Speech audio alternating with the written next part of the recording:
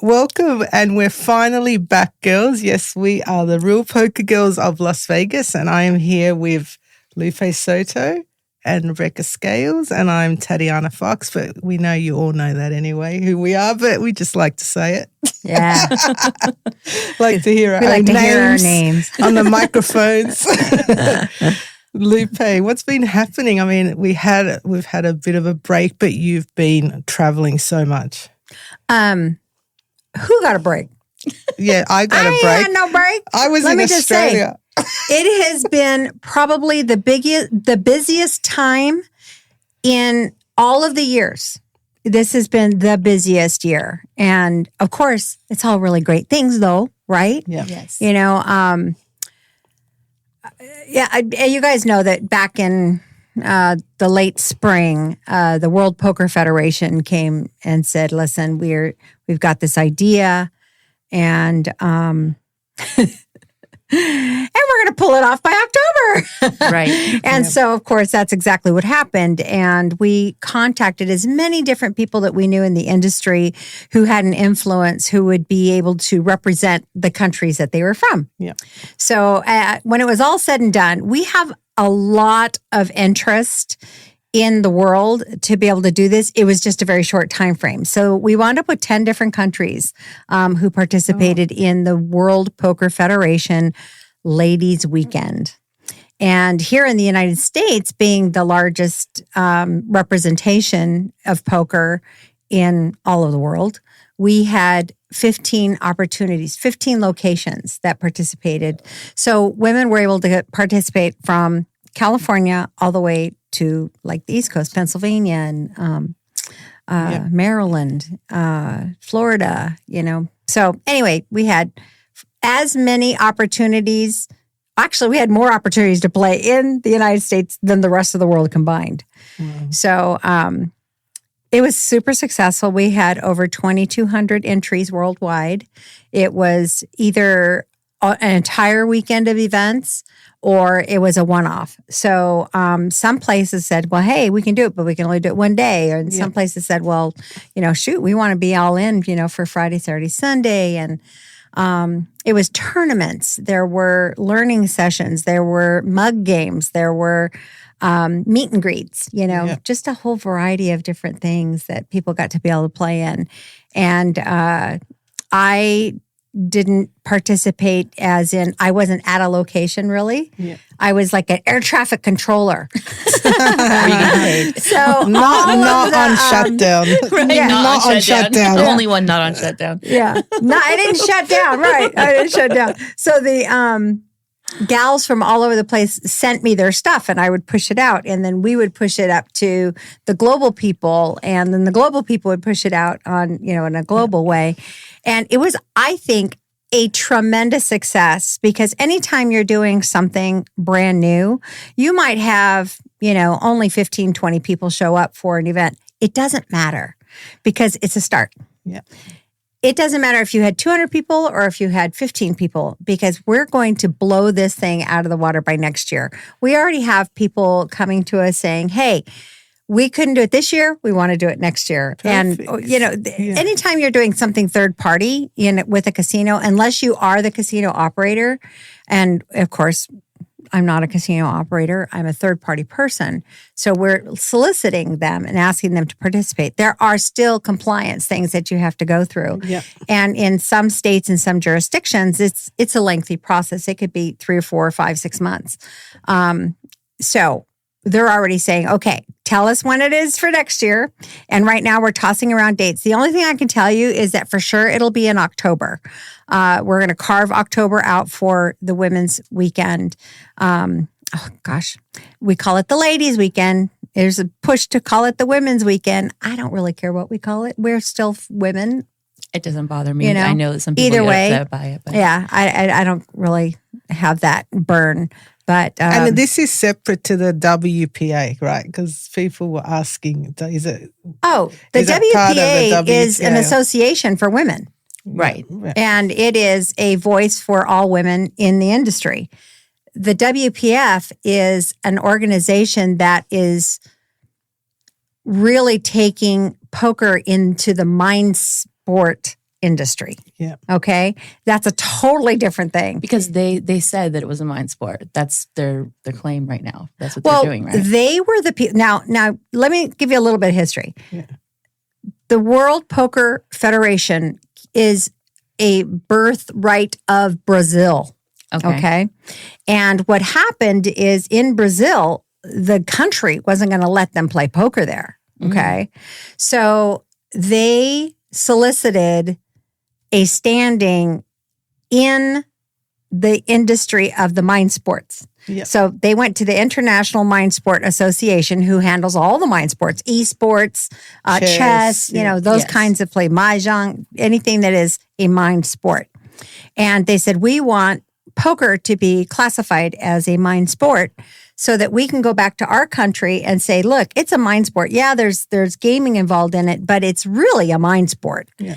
And so that's exactly what they did. They got it classified as a mind sport, and that gives the doors wide open for so many countries that have the same challenges.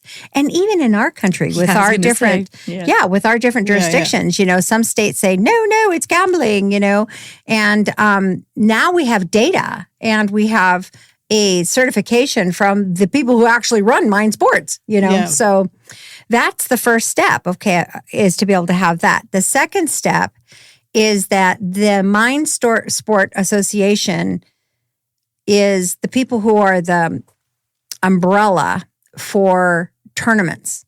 So if you want to run tournaments in chess, or if you want to run tournaments in esports, which is huge, right? Ginormous. Right. We can now do that with tournament play and with poker tournament play. So that is what the World Poker Federation is about. So we tested the waters about doing a global tournament with women. Nice. That was cool. Because it's a niche market.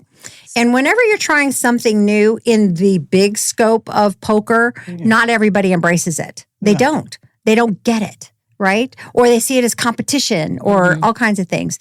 And that is not what their objective was to compete. Their objective was to take poker to a new level. That's awesome. And because it's a nonprofit, it's not proprietary. Oh. Okay? So it doesn't belong to X, Y, and Z company. It belongs to poker. And granted, X, Y, and Z company can participate by hosting a tournament to participate, but they don't own it. Are the structures the same across everywhere? As it's the same game everywhere, or is it different? That's the next level. But there are still some baby steps happening, and I'm so proud of the work that they're doing. They brought the tournament, the TDA, to Asia. Okay. And so they had their first summit, TDA, they called it TDA Asia. I thought it was Asia, yeah. Yeah, okay. TDA Asia. And they had all these Asian countries come and participate to standardize what's already being played here in the United States. Yeah. Okay. Now they're doing TDA Latin America. And then the next one is going to be TDA Europe. Yeah. Okay. Do you know how hard it's been over these years trying to get everybody on the same page for tournament play? It has been such a resistance because people don't want to be, they just because they do it, we don't want to do, it has been like that. Now, granted, 20 years ago, it was a lot more difficult. Now, we have the TDA Summit, and we do have participation all over the world. People come for that. But I think it's fantastic that they're bringing it to those continents, for them to come together. And those countries can hash it out just as much as here without having to travel to the other side of the world to do it. Yeah. So I'm very, very proud of this work. And it was an interesting thing because we asked women to RSVP to come. Okay. And here in Nevada, here in Las Vegas, we had 102 RSVPs. Wow. Guess how many women showed up? How many? Under 20. Wow. Was it on a weird weekend or? No. Oh. No. So guess what, women? I'm calling you out. Because if you really believe in the movement of women in the game, your ass cannot stay home.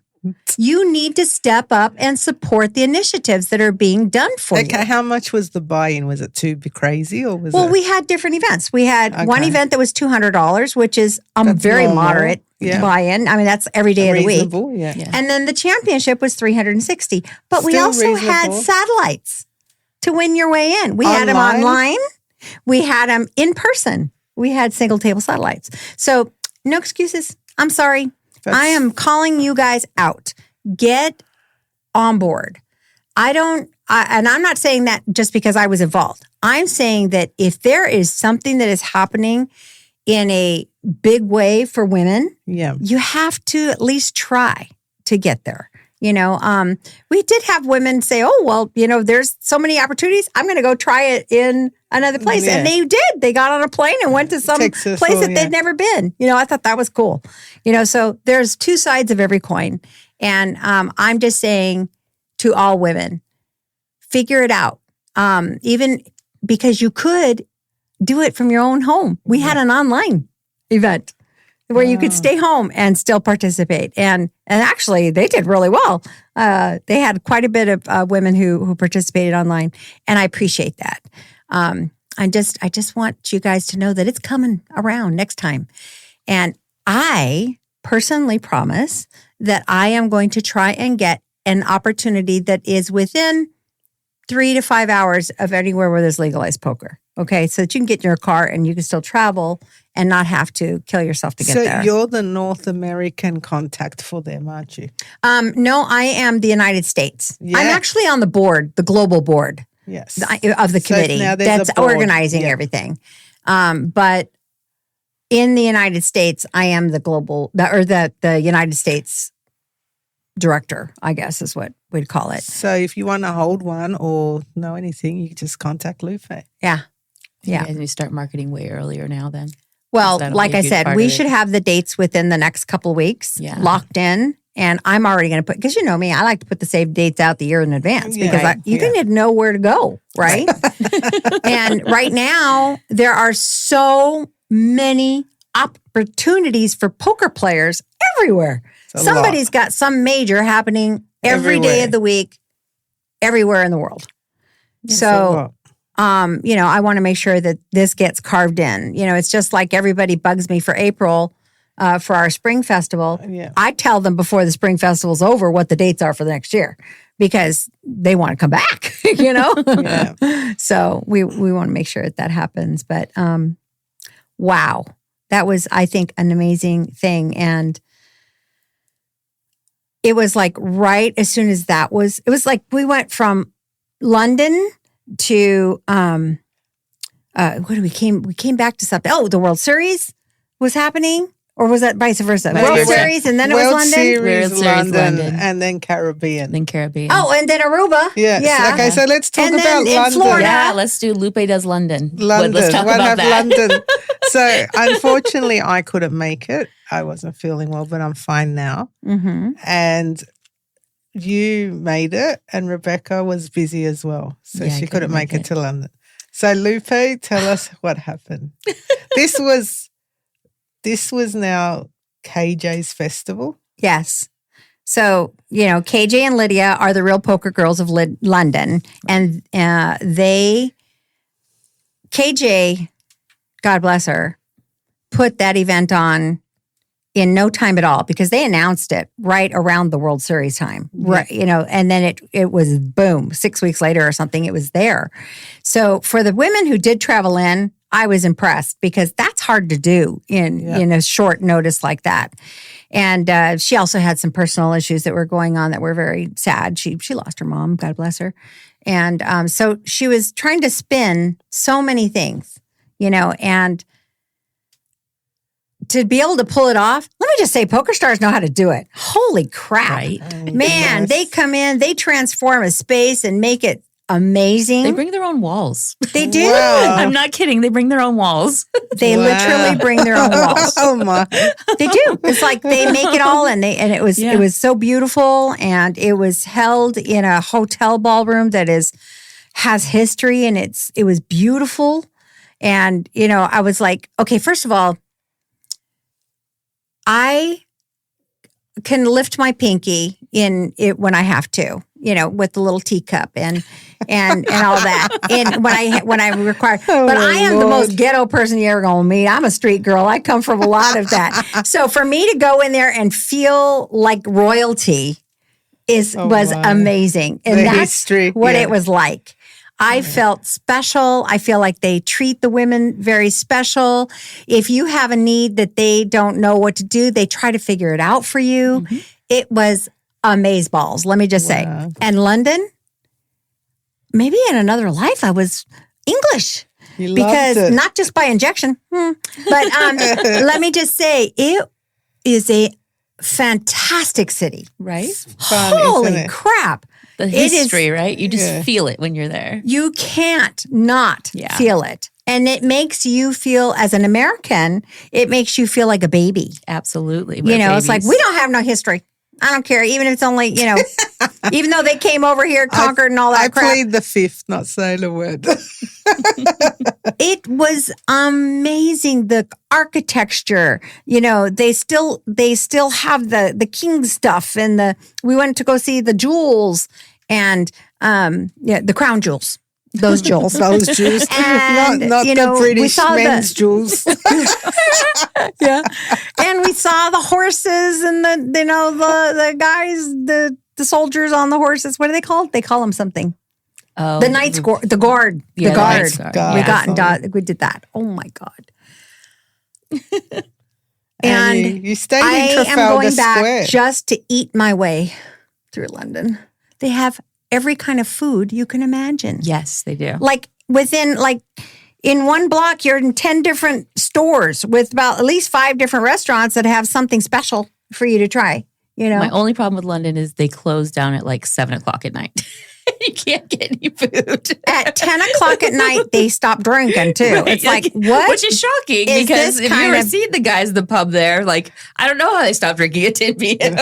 But they do. I think you guys in Vegas were spoiled and we're used to 24/7, get whatever you want. So then when you go somewhere else and it's not at 24/7, you're like, what's happening? Absolutely. Yeah. But exactly. That's my look too. Not my problem. I don't know if it's a law. Is it a law? Sometimes the alcohol laws, there's lockout laws, alcohol. Well, we have those here too. Licensing laws. Places, just not in Vegas.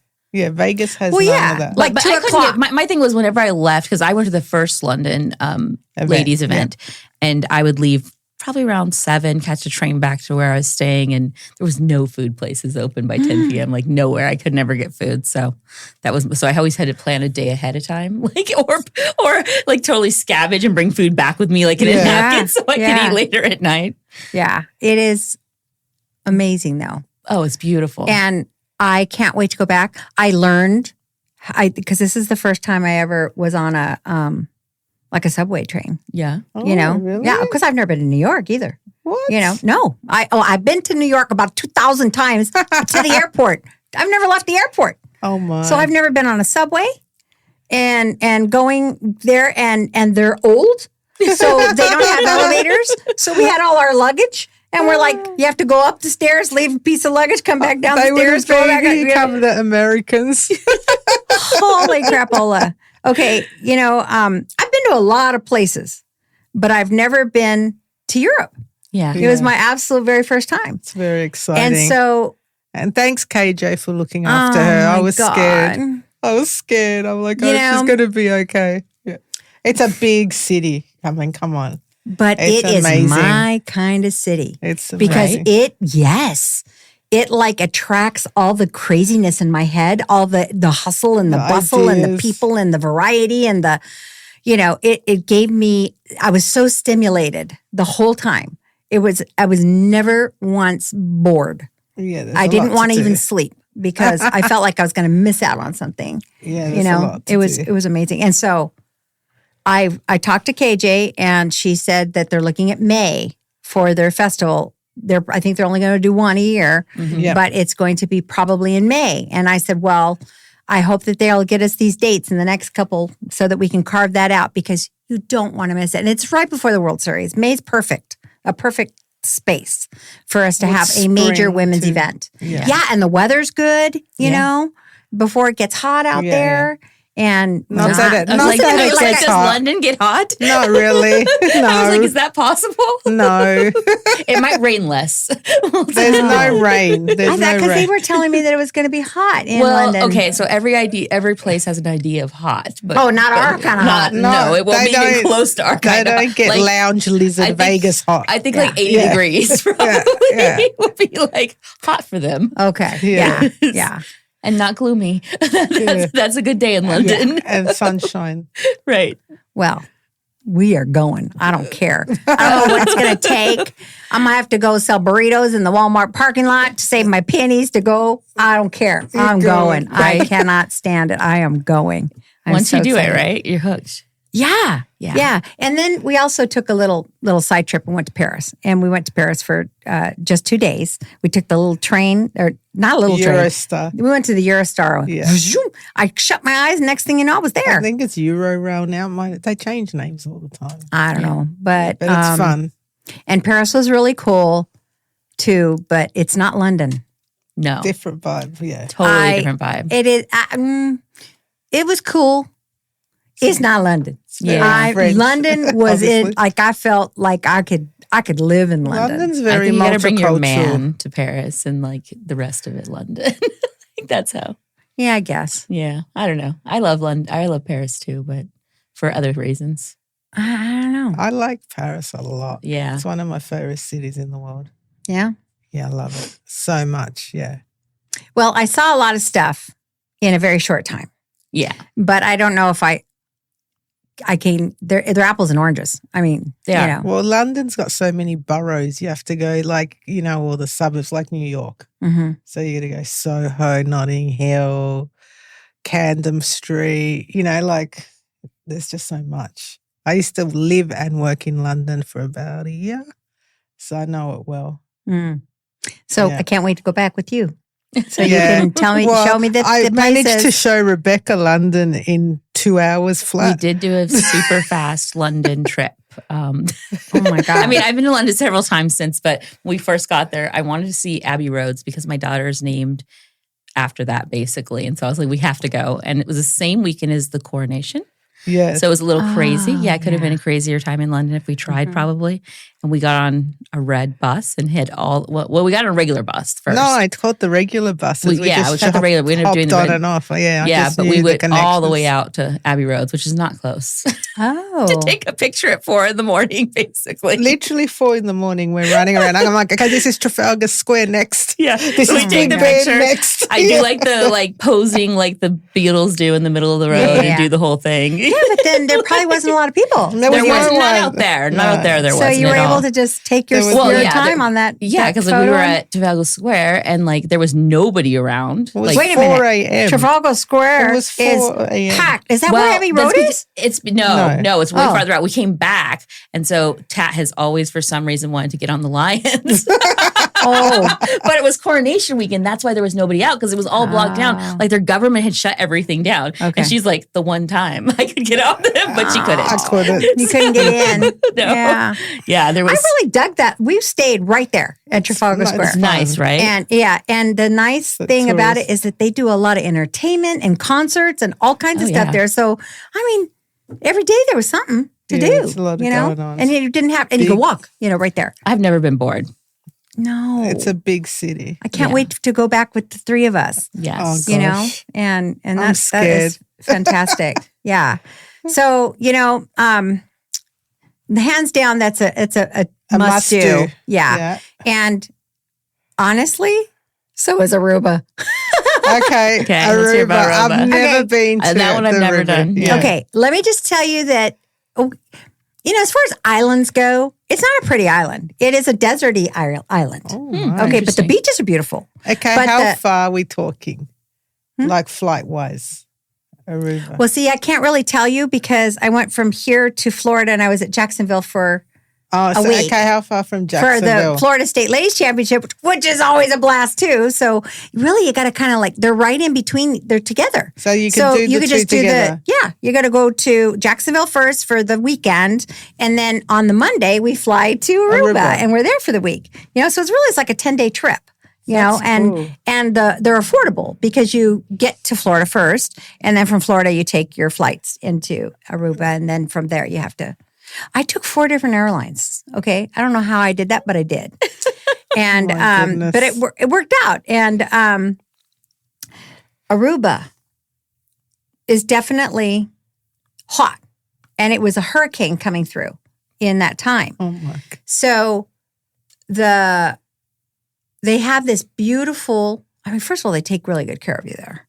The Aruba team and the way that they make the ballroom, it's a smaller venue, but the way they have it set up, it makes you feel like you're in this huge venue, because they do a stage and they have a camera and they have I think they're just doing an amazing job. And the team there are so nice and friendly and again, accommodating. If you need something, I needed a pair of clippers for my toenail. Oh my goodness. Yeah. They went out and found it for me. They found me a freaking one. Okay, it was amazing. Is it a specific hotel or like a casino attached to it? What's the deal? Okay, help me with this. When we are in, it's either a Hilton or a Sheraton. Which is the one that's in Costa Rica? Let's get this right. Is that Sheraton? Sheraton. I feel like it was a Marriott, so that's a Sheraton. Okay. I feel like it. So it was Hilton then. It was a Hilton. And it's a beautiful property and they have really great restaurants there. But right across the street from it, there's like this row of restaurants and little places that you can go. So you really don't need you don't have to have a car or anything. You get there and you all just stay there. Okay. They have 2 big pools. And they have a happy hour from 3 to 5, which I discovered, which was wonderful. You are right. It's the Hilton. Yeah, the Hilton. And then it's casino. Literally at the end of the property starts the beach. And the from the start of the sand to the water is very short. Okay. So it's not like you're like walking far. And they have palapas all out on the beach for you. And they also designate certain palapas for the players. Oh. So you don't have to rent them. They're already there. So you don't have to run out and claim one. No. So you mean an umbrella and a chair, right? And you mean an umbrella and a chair? Yeah. It's there. Yeah, okay. They just I was just explaining to them, the people that don't understand what you're saying. Oh. Palapas. Yeah. Yes. VIP treatment. Uh-huh. And they were so sweet. The final table all got these goodie bags that were from the Caribbean Poker Series. And inside there was this... This is so funny. They gave us towels and all these fun things, right? Inside. But they had this, I thought they were telling me to exercise. It was this rubber band, right? And I was like, what are you saying? I eating too much. What was it? You want me to stretch out on the beach? Come to find out, it's an elastic wrap for your towel, for your beach chair that holds your beach towel on there. I was like, because it was too big for a headband. It was too, I could just see Lupe in the room, trying to figure out what to do with this thing. Leg stretches. She's bending over. Doing squats. Right? She's like, I don't know. It's not helping anything. No. And I was giving him shit. It was like, what do you want me to exercise here? What the heck? This is my vacation, So funny. And then they said, Lupe, that is a towel holder. Okay. So Lupe. It was so beautiful though. And, the airport is super tiny. So you just, you just hop in a cab right away. That was your first Lips event there? Yeah, I was just going to ask. That's a Lips event, right? It was our very, very first one. And they are getting ready to expand their series because this is Aruba. It's the Caribbean Poker Series, right? Ooh. So they're going to, they're looking at Bahamas and, so right now ain't nothing happening in Jamaica after this hurricane. Yeah, but sad. It is very, very sad. Very sad. I love Jamaica. I don't know if you've ever been there.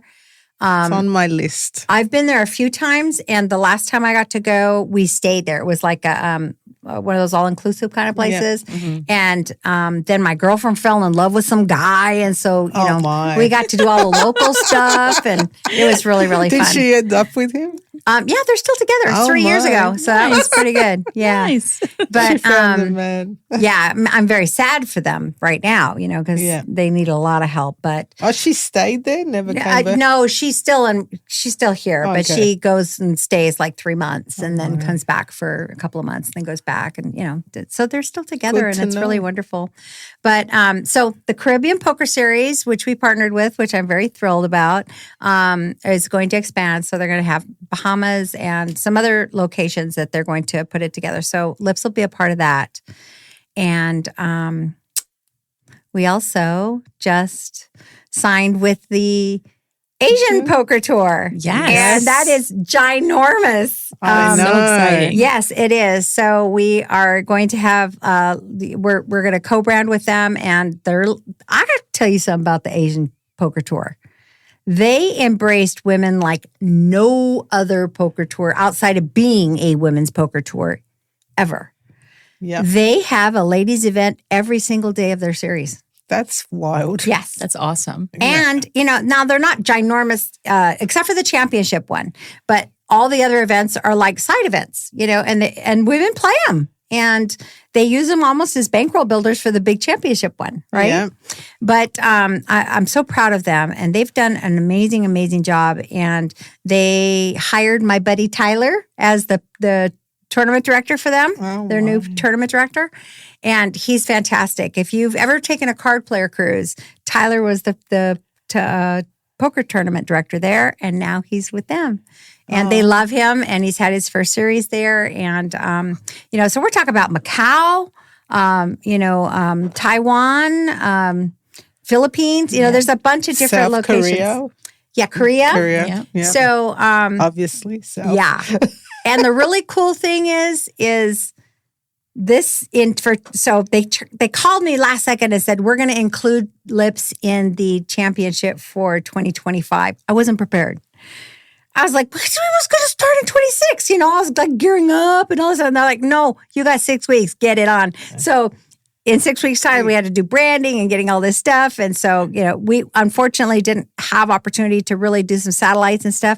But for 2026, we're going to be doing online satellites. We're going to do some live satellites so that people can qualify to go experience these other countries. And they're going to do the same thing so that those women who are on the other side of the planet can come out here to some of our events. That's awesome. Yeah. So Now, who does your online satellites? Explain that again. You're still with that? With Bluffers. Yes. Yes. Bluffers, okay.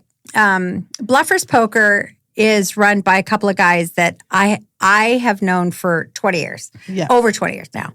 And Eric Morris used to own Bluff Magazine. And if you have been around poker at all in any length of time, during the heyday of poker, there were really 2 magazines. There was Card Player Magazine and there was Bluff. And then there's some new ones that started later on, like Ante Up and, some of these other ones. So I have more to talk about with Ante Up. But anyway,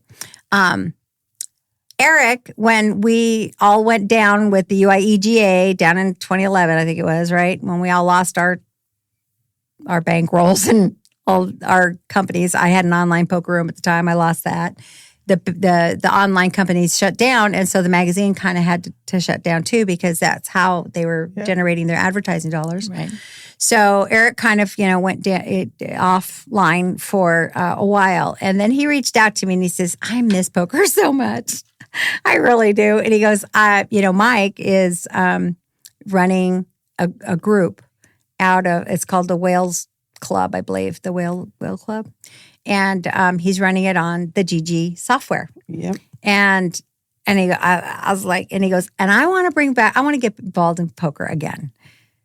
And I said, well, what does that mean? And he goes, well, I will run the poker room and I will handle all of the funds.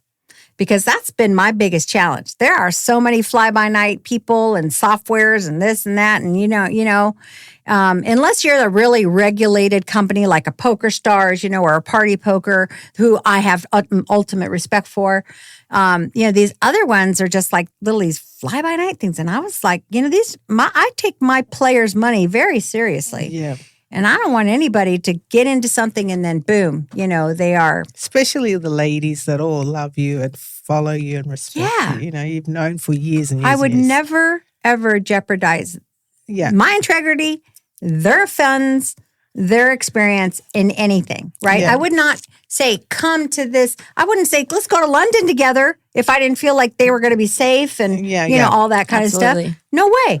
So he says, I'll tell you what, I will run. He goes, what do you need? And I said, you know what I need? I need these women to not only be able to play together and enjoy it, but I need them to have opportunities to go to something that they normally couldn't. Either bankroll build, so that they can attend an event that's close to them in their hometown, or satellite packages for them to come to the events that we host around the world, So he said, let's do that. So Bluffers Poker is my partner.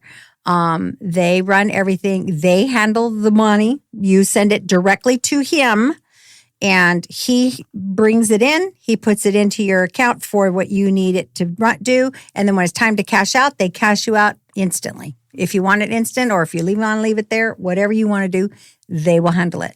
So that's our partner, our online partner is and there's Bluffers been Poker. no issues so far, so good. No. It's been going for over a year now.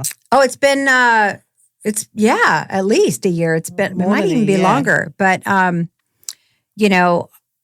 they'll either, like during the World Series, they met up with everybody and said, here, come if you want your cash live, here I'll do that, or I'll send you your funds, whatever you want. They were here, they took care of it. It was amazing. And I got to see him while he was here. So it was fun. I mean, when you get the friendships are the most important part of poker. I don't care. Hands down, the most important part of poker.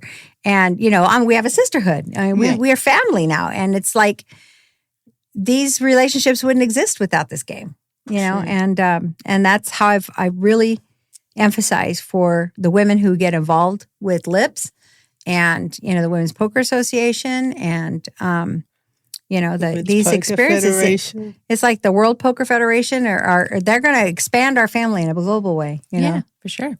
So, and a huge congratulations on your LIPS now. You're full international, baby. Yeah, because like Mr. Worldwide, Mrs. Worldwide. Yeah, in the beginning it was international because we were online. Yeah. And we were literally had players, and we've always maintained those relationships. We have women who played from Europe, and we had the Aussie people. We had people from just a ton from Canada. And so we've always been international in that way. But as far as international stops, like and live venues, poker, we've only been able to do a handful over the years. And now, hey, it's and also let me also share that we've also signed an agreement with, and this is, I don't know if it's really been announced yet, but we're going to do that. But with Ante-Up Poker. And Ante-Up Poker was the people who they had a magazine. They had a tour, and they had a poker cruise company. And so when they sold their company, my friends Joe and Ellen, they bought that. Oh. And so they are now starting their tour up, and they've been in like 5 or 6 different stops now. And so for 26, we're going to join with them and do the ladies' events for Ante-Up. Nice. And they're actually going to be at the Venetian in November here. So, oh gosh, I think it's like next week. So when is the next LIPS event now? Is it Costa Rica? You mean international? The international. The international, well, technically it's Taipei with the Asia Poker Tour. Yeah, that's right. Next week. That's coming up in November. Yeah. And then after that, it will be Costa Rica with the Costa Rica Poker Festival at the Sheraton. You guys, me, we're all going to go and tear that place up and have some fun. Discuss that next month. Yes. We'll make sure that gets all out there for you guys. And then it's just all over the place, different things. So you in Vegas for a little bit now? Don't you have something at the mixed games? Oh, festival Well, I'm glad coming you up know my next schedule. week.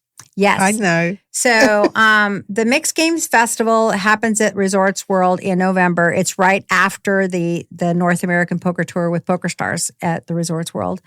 And it's just mixed games. They do a couple of tournaments, but mostly it's cash games. And it's really mixed games. It is what I call the fusion games, where it is two games being played in the same hand. It might be a Badoogie and an ace to five together. So that's called Badacy.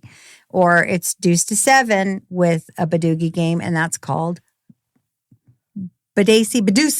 Badoosie and Badacy. Deuce means deuce to seven. Badacy means ace to five in there. Oh my goodness. So, and there's a bunch of games. I mean, like the mix that we play is 23 different games. Yeah. You know, it's a lot of fun. And so the enthusiasts are there. So on Wednesday, November the 19th, we're going to teach triple draw. So it's open to women. It's called Women's Wednesday. Linda Johnson, Jan Fisher, and myself, we're teaching triple draw. If you're a guy and you want to learn it too, we'll invite you to. But it's primarily to encourage women to play some mixed games. Yeah. And more and more women are playing the mixed games. And I mean, I think our league is like half and half right now for horse, almost. Really? Maybe I'm wrong, but there's a lot of women. There's a lot of women. I think it caters to women because our brain works that way. We multitask so much as it is. And then this keeps, it keeps you engaged because I know I get bored at Hold'em. So do you. Well, I don't even play Hold'em at all. Yes, I mean, even when they say, here, I'll buy you in, I'm like, no, thank you. Yeah. Okay. It's so nauseating for me. And it's gotten to that place. But you're a phenomenal Hold'em player. I've been working on my cash game, so I'm moving up pretty quickly now and having a lot of fun. Well, that's learning. Great. But I know that you're a primarily cash game player, not really a tournament player. I like playing deep, stacked. Deep and steep. Okay. Deep and steep. That sounds like a whole nother game. But anyway, I think that you are a very, very good player. But I also think that it's your mixed game mind that helps your Hold'em game. Would I be off the mark on that? Well, when I play Omaha, which I love so much, any Omaha variant, and then I get on a Hold'em table, it's so relaxing. I say it's in slow motion. That's what I say. Yeah. I feel like Hold'em is in slow motion. I used to think that people, when I first started, they could call cards or knew what people had. I thought they were like, what are they, magicians? Like, this is amazing. And I'm like, no, they just learned how to play Omaha. And you can almost range people so much easier once you figure out that. I do it backwards because I have dyslexia, but it works in my head. But that's how Omaha taught me kind of was Hold'em's easy after that. It is. Yeah. And it's like where they speed up the camera and it goes, exactly. When they're taking pictures really, really fast. That's what Hold'em's like for me too. It's like, it's so boring because I want more, and the action's already over. I also resisted a coach for a very long time, like a proper coach. And I've just got someone now in Melbourne because I've been spending time in Australia with my son, started high school there and my mum's not well. So I play a lot at the Crown Casino in Melbourne. And it's very, very aggressive and very crazy and it's just like, hold on, buckle up, princess. Like you have to not be scared to go for it. And so I've had to study because I can't move up without studying. I was getting slaughtered. Right. So I just decided I was going to focus on cash, NLH, get a coach, and I have one now. And he's amazing, and we're going through charts, and I'm excited. Like I've learned a lot of hand reviews, So now I'm finding myself thinking things more mathematically. So now I will probably begin tournaments here next year, seriously. Yeah, once I get down all the maths that I think I need. I think it's interesting that you bring that up as far as coaching goes. I've resisted because everyone's like, well, this person, that person, I'm not going to drop names. And I'm like, but it's not the same as sitting there and pulling up the facts and figures and going, why did you do this here, A, B, C? Now, if you do it like this and mathematically this is how it works. and this is what's against you and what's not. So now I'm like seeing it and I'm like, wow, I get it now. Like some of the stuff you do anyway, but you don't even know you're doing it. Right. But then other stuff now you're like, hang on, let me think this through. Like, what is he doing here? Yeah, what's the thing? So, and it's much more, I'm not losing like I was, and I'm actually turning into a way more profitable player. That's and wonderful. Stable. And stable, I would say stable, and I'm not as scared to play in bigger games. Where before I would go, I'm not playing 5-10 NLH, no way. But you've also admitted that being a cash gamer and going into tournaments is very hard because you take that same cash game mentality like into it. So how are you going to switch to that? Well, he plays both. His tournament and cash, and he's won a lot of big tournaments, like 6 figures and stuff. So it's different different stack size management. Yeah. Big blind management. So when you play cash, like in Melbourne, we play 100 big blinds deep. Yeah. So it's a big game. There's like thousands and thousands of dollars. I mean, you go to play in Melbourne on a Saturday night and there's $20,000 on the damn table. And you're just like, okay, so, you know, the other thing with those games in Melbourne, they reload like crazy. Like, I mean, they do. I can't even, like, people carry bags with their little chip baggies. You know, those chip baggies? Yeah, we don't even cash our chips out. So we can come swoop straight in again. She's not kidding. This was limited. I felt like they just had backpacks full of chips they just kept pulling out of. I was like, this is insane. Don't pull out bundles of cash. We pull out bundles of chips. I'm talking the big ones. And there's so much more action. It's weird. Australia's its own thing. Like I've played at a lot of places. Australia's a different place. It really is incredible. Like if you guys want to play and make money, you can make a living in Australia. I'm telling you, I used to think it was here in other cities, but I've been playing here this week and at higher games, and I'm like, Melbourne, like I say thank you to my Melbourne players because you've made me a better player. You have put me under so much pressure and just forced me to get a coach and be better, which is something I've not done ever. Ever, like I'm going to pay you and I need you to teach me A, B, C, D, and then transition back to tournaments too. Yeah. I think we're running out of time. Yeah. We are. But I love this topic, and we should circle back to this topic again. Yeah, because I think all ladies need to think about coaching. And Jeannie mentioned it in her podcast, and I thought, God, I'd love to.